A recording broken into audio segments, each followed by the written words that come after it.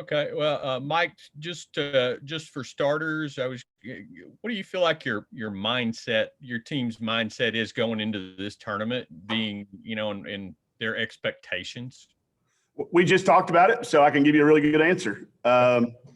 It's different for us. We've been going to the SEC tournament, needing something to happen down there to be in the conversation for the postseason NCAA tournament. We feel very comfortably into the tournament, but now we start talking about what a couple of wins or 3 wins or 4, all that means on seeding and how significant that can affect you. So it's a different approach, but certainly we still know there's importance down there. I don't know that the scoreboard is as important as always. How we play, how we handle whatever circumstances are thrown at us, and staying healthy, making sure we are very, very good in the hotels. We did a little refresher course on how to check into hotels and how a key card works and how elevators work, because we haven't been in a hotel in a long time. I do think there's a sense of there's some looseness today in practice. I think we've had to walk a razor thin edge the last month of the season, really 2 months. I don't know, probably since SEC season started. We knew, and I give our kids a lot of credit for self-awareness, things that were going to happen. It was almost predictable. We had a really tough road schedule to start. We had a middle part that was a balance. And then we had a chance at the end in that 5 games. If we had stayed in a good frame of mind, we had a chance to go 5-0, and they did it. But to do that, you're constantly walking a razor thin edge of focus and preparedness and putting too much pressure on them. So I think there's a sense of renewal, and it appears that way in our first hour of practice today. Jason, go ahead. Hey, Coach, specifically on Ole Miss, that was maybe the most chippy, physical game that I saw in person.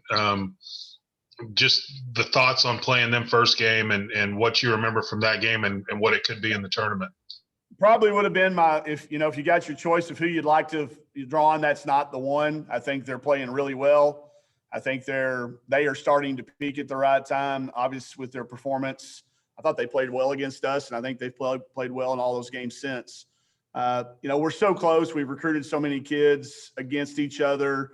A lot of these kids have played against each other. There was a lot of competitiveness going on, and it did get chippy. There's no question about it. So I'm sure there will be some carryover. How you manage and handle those is always important. Talking about it is the first step, but going out and doing it is the second. But I do think that that makes for a good atmosphere. It makes for a cool thing. Level heads always do tend to prevail, but I think that excitement is what tournaments are about. So we'll embrace it, but we'll certainly talk about how to manage it and make sure that we are poised if those things arise. Porter, go ahead.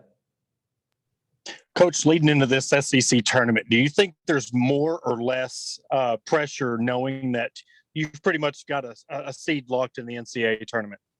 Well, there's less pressure as to making the tournament. I think our kids want to get the highest seed they can. So they also want the opportunity to continue to play. Y'all know that's been this group's focus from day one, is play as many games as possible. So I don't think there's as much, that. We know we're not turning our uniforms in if we lose one down there, and that always alleviates a little bit of that. But I still think there's a great desire for them to go down there and win 4 games and bring home a trophy. But like I said previously, how we play and how we act and how we travel and how healthy we are when we come back is the utmost importance. Jenny, go ahead. Hey, Coach. Jenny Carlson with the Oklahoman here. Hey, I wanted to ask you a little bit about Chelsea. Obviously, the honor she got today sort of, puts into, I guess, hardware what you guys have seen out of her all year. But when you think about her trajectory since she got there to Fayetteville, what are you most pleased about with the way she's evolved over these years? That she has evolved, that she's grown from being somebody with a boulder on her shoulder to just being a little bit of a chip, a little bit of a chip. She's still got it. She'll carry it like she always does with her. But she's become a great teammate, Jenny. and she's become an ambassador out in the community. She's got a mini fan club, where you get to see kids wearing her jersey to school and taking pictures and sending her things in the mail. And I told her she really made it a couple of weeks ago because she started getting letters from inmates.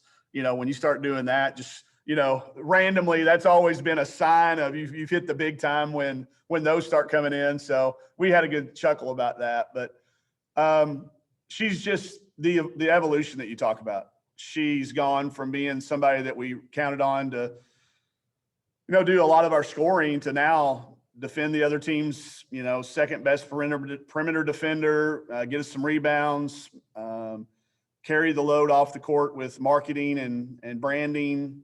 And she's done it with a lot of poise, a lot of class, and it's not easy. It's really, really hard, and really pleased with that. On the court growth, she's really started to strip away. That's why I think you see her percentages have gone up this year. She's eliminated a couple of hard shots every game or a couple of, charges. I want her to have two charges a game. People always on the commentary, that's something she's got to stop doing. And I'm glad she doesn't listen to them. That's what makes her special. She's got that ability to be able to drive, be able to pull up, be able to make the defense wrong. But you can't do that if you don't have the driver's mentality. But what she's done off the court, probably the most proud. Secondly, on the court, that she's really become coachable, not only just from her coaches, but listening and talking to her teammates. And I know a lot of that's had to do with her getting older and realizing that to play in the WNBA, there's things that you have to do that don't have anything to do with how much you can put the ball in the basket. And that she's stayed here with us all the way through when all these other kids, jumping around and doing things in grad years and things like that. She's become a Razorback. And you could tell by the senior night reception how much our fan base and our teammates and our coaches appreciate her. Nate, go ahead. Well, Chelsea put 38 on Ole Miss last time they played. What do you expect them to do with her this time? Well, I know there'll be some changes. I think the thing we've got to get into focus. Slocum didn't play last time we played Ole Miss, so that was I called. I went back and looked at my play call. I called Chelsea's number of plays more in that game than any game all year long because Slocum was out. They did a lot of switching last time on screens, which when people start to switch screens, we can then determine who's guarding who. If you're going to switch screens, then we can look out there and say, okay, well, maybe that's not your best on-ball defender, and we'll get you in that switch. So I suspect we'll see some different ball screen coverages than we did the last time. I don't think we'd see much zone after we shot it so well against Alabama, but we might. But I do think we'll see some different on-ball screen coverages and maybe some initial matchup differences, with Slocum being available and back in the lineup. Also, the fact that against the league champion, he came down to two fluky last second shots. Do you feel this is your best chance to win the tournament that you've had since you've been here? I don't know, because the draw is incredibly hard. I think we've got the hottest team in the league in Ole Miss first. And then you got Tennessee, who I think beat us worse than anybody in the league, handled us with their size. They give us tremendous problems at the perimeter. Then you see a South Carolina before probably, I think would they have to play a game before? Yeah. If South Carolina advanced. It's just a really hard path, Nate. I think it's our hardest path. I do think it's our best team. But sometimes your best team doesn't always mean that you're going to finish the best because of the draw. So I think there's a convergence of those two things. But I do think we're healthy. I think we're happy right now, and we are playing pretty good. So we'll see how it works out, but it is an incredibly tough draw. Thank you. Yep. Jacob, go ahead. Mike, nothing against Howard, obviously such a great player, but were you a bit surprised that Chelsea didn't win Player of the Year? And do you think she might use that as a just another chip on her shoulder come Thursday? I think she will. She's always gone down there with some type of a chip. That one year she said because she didn't make first team. So if it puts her hair on fire, that's fine. I don't think we'll have to do any of that. Ryan Howard, I said last week, somebody asked me, I think on here, about player of the year.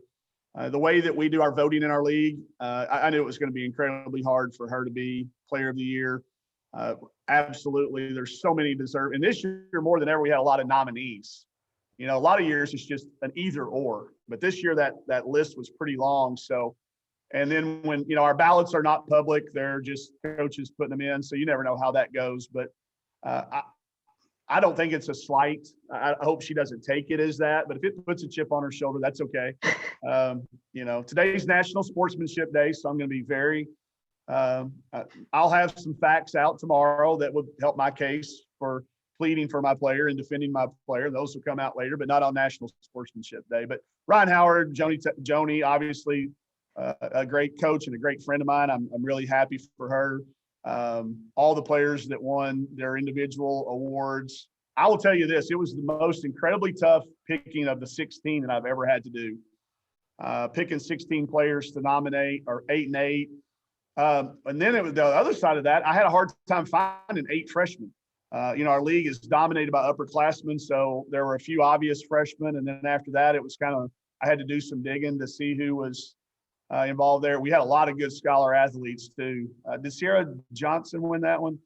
Yeah, hard. I mean, any of those, I would love any of those nominees to run a company if I was a business person. A lot of scholar athletes in our league. So, I hate it for Coach Blair. I think in a year when I voted for Coach Blair because I always pick the coach that wins the league. I voted for Don last year and the year before that. So whoever wins the league gets my vote every single year. I know ballots aren't public, but I'll tell you that. But happy for Joni, sad for Coach a little bit. And then if it motivates Chelsea and Amber, to some degree, Amber had certainly, I think, an all-conference type year. And I always defend Mac. I just don't think people dig into the numbers deep enough to look at what she does against the other team's best players defensively. I think Mac is deserving of being recognized eventually. Maybe that'll happen in her upper class years, but I certainly think she had an all defensive team effort for the SEC season. Jordan, go ahead. Coach, my first boss told me the same thing about when you get letters from inmates. That's when you made it. That's So good. advice. Good, Jordan. Yeah, that's one of those thresholds you cross. So We'll take it. Yeah. Hey, your 2 all SEC ladies are ones who didn't start their career at the U of A. So can you touch a little bit on their impact here and what they've done and meant for Arkansas, and just what you've been able to do with transfers? Well, it was out of necessity. If we would have inherited a team that was full, the locker room was full, we wouldn't have needed that. I made the decision as an assistant coach way back when that whenever I got to be a head coach, I would not be one of those coaches who came in and just completely cleaned the locker room out. If those kids had chosen to come to the campus, then they were going to get to stay. It was going to be their decision. But we only had 5 kids in the locker room when we got here. So the transfers had to be a part of our blueprint initially. Back then, and even I guess still to this day, it's not immediate eligibility. So we knew it had to be a little bit of a process. Attracting Chelsea was a huge key because she had name recognition in this part of the country. She'd played with USA Basketball. She'd been a dominant force on the AAU circuit with the San Antonio Finest and Coach Caldwell. She was connected. We were very fortunate that she's a dreamer. She listened to what the dream could be, not what it had been and what it was at the current time when she came here. She really helped us design what kids do in their redshirt year, the way that we did our game after the games. She played 34 games in her redshirt year. They were just on Fridays with no crowd and no ticket sales. I told people all the time, come watch these games. They're entertaining. We had Itiana Galden in that group too, and sometimes those games were very competitive. But she helped us build the model, then helped attract Amber the next year because they had been, teammates. And then, Slocum is a situation that, it's one of those things that I tell young coaches, if a recruit tells you no initially, man, don't be a jerk about it. Just understand that the kid had to make a tough decision, and they just didn't choose you because she told me no 3 times. And each time I tried to be more and more supportive, and it came around that last time when she was looking for a place to finish her career, it was here. So completely different paths, completely different journeys for them, but their impact is obvious. Somebody wrote it the other day, or said it the other day in the media, but Jalen Mason, the first year she was here, we were picked 14th in the league, and now we're like 13th in the country. I just think that's such a good bow to wrap up for this class, that of where it was when they got here and how they've made it all work. Because we can have all the plans, we can do all the mail outs, we can talk about blueprint all we want up there in the coach's office, and man, none of it works if the players don't initially come and then work hard and work together. There's been a lot of role adjustments within our teams over the last 3 or 4 years. Chelsea and Slocum and Amber and Jalen and Taylor, Macy and Grace having to go through all of that. So I hope those guys look back on it when they're a little bit older and realize how cool of an experience it was for them. Seth, go ahead. Mike, you said earlier in the year that you want your team playing the best, right about this time, tournament time. What's the key to that? I think what you do in the off season, I think attention to every single day, a plan for every single day in August, September, October, November, how you practice, how long you practice, when you practice, what drills you do in practice, how you recover, how you give them their day off. It's just such a puzzle. And I don't know that we have it solved, but I think we're getting close to playing our best basketball again when we have our previous 7 years.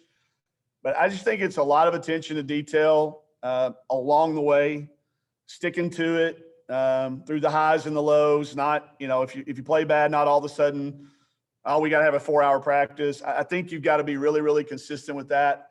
And the kids have to want to keep coming to practice. They're excited out there. They may have had more fun today at practice than we've had since like week 1.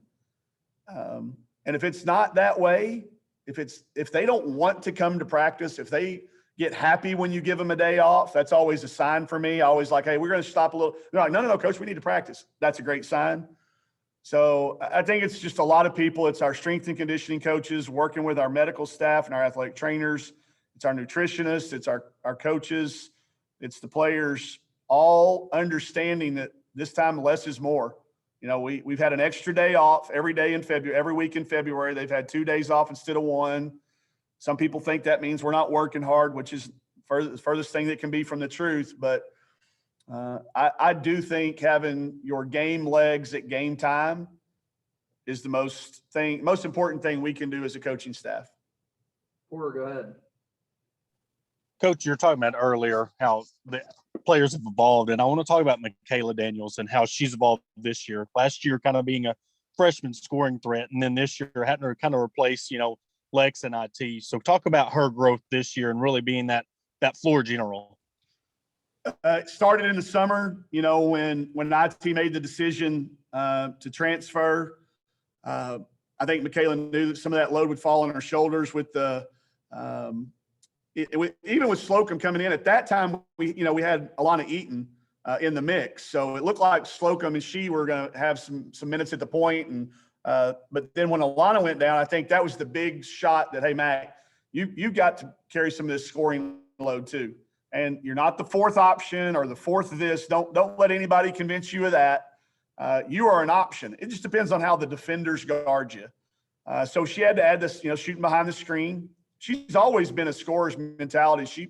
She scored 47 points the sophomore year in her state finals game. So she had it in her. It just wasn't her natural personality around that group of seniors she had. So, and then when I told her, I said, Mac, you played more minutes. You are not a sophomore. You've played more minutes than most juniors in the country. So don't let anybody tell you that your academic standing equals your basketball experience. But if you've ever met Kenny and Wynetta, her mom and dad, you would understand that this kid was built for it. She's been raised into it, and it was just a matter of the opportunity lining up. And I talk about her every chance I get, but she still does not get the talk and the notice sometimes that I think she deserves. So thank you for asking about her. All right, follow-ups for Coach. Jason, go ahead. Coach, anything different you're going to do with your team, working out anything to get ready for the NCAA tournament this week? I know you're going to Greenville to win the tournament, but anything you try, work on now, especially with a week off coming up next week? Yeah, we'll tweak a few things. We always save a few like wrinkles to our action because again, film is out there for your first opponent, but we strip more away than we add, Jason. And when you strip it away, that means you start to highlight the other stuff. So I do think we'll highlight some of those things. The week in between is so hard to manage because depending on how early you get knocked out in the SEC tournament, you could have up to almost 2 weeks off between your games. So I know what has worked with some of our teams in the past. I know this group is going to probably need some competition of some sort almost daily, whether it's on the court or playing cards or cornhole or whatever we can find. I think just keeping their competitiveness up will be a huge key because, again, getting to the tournament and being healthy is paramount and the most important thing that we can do because it would I would hate to have to not be able to play because we make a poor decision down the stretch on how we manage our time in that time off between SEC and NCAA. Seth, go ahead. Yeah, Mike, just a little bit on Amber. Are you surprised that she didn't get an all-SEC honor? And then got to talk a little bit about that Alabama game when, what did you see from her? Well, I'll answer them in reverse order. The Alabama game, she took exactly what they were going to give us. I heard, in the pregame conversation that they were going to take the drives away from us and make us make some threes, which is, that's when Amber's eyes light up and she made her first one. And then from that point, she just kept scooting back. Had she not got tired, I think she probably would have made those last two as well because they were just a little bit short. It's really hard to get 3 players on the all-SEC team any year, much less this year. So she had an all-SEC caliber season. If you go back and you look at what numbers you normally have to be considered that, she will probably have exceeded most years. But in this year with the upperclassmen that we have, the depth of talent, the depth of great teams in this league, did anybody get 3 people on? I didn't think South Carolina or A&M got three players on the league. So it's more of a testament to what the other, players may have done statistically. And then a little bit of a product of just what a great year it is within our league. If you look around the league, there's a lot of kids that made all conference in other leagues that didn't have the year she had. But listen, that kid, she's about getting to San Antonio and playing well in San Antonio in front of her family and her friends. And she's driven by what her teammates think and her coaches think, and she knows exactly what we think about her. Anyone else for Coach? Hey, I just had a couple of little things, Mike. Yeah. How long is practice now? Because you've said over and over that you've tried to shorten it as you go. The longer you go, and how has that played into COVID and some of the other things that you've had to deal with? We probably practiced a little bit longer this year than normal, but there was 50 minutes on today's practice schedule. Now it takes about an hour to execute it because you got rotations and you got a little bit of dead time. But by the time that they do all their stretching and all their warm-ups, I try to get it down to an hour by this time of the year, and this group's got it down to about 50 minutes. So that's about the right amount because, again, at this point in time, you don't have to go through as many reps. You don't have as many our rotation's kind of set. You don't have to go through as many teams to run things. So things happen a little bit quicker, but we had 50 minutes on the schedule today that was actual activity. What's the difference in that than what was it when you started the season? About an hour and a half, hour 50. I tell them at the beginning of the year, if you can, every week that you have a good week, I'll knock 5 minutes off. So if you start off having good weeks, you can get that thing down. Our team that went to the Final Four that year in 2016, we only practiced about 30 minutes a day the last 3 weeks of the season. So I think it does give them their legs, and I think it gets them motivated to have good practice leading up to it as well. Thanks, Coach. You got it. All right, everybody. We'll go ahead and end. Thanks, y'all.